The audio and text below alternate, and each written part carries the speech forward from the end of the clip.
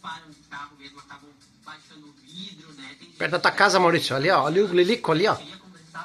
Bem no Lilico ali, ó. Ó. Aí o avião, ele tava subindo dessa vez. Agora deu pra ver que ele tava subindo.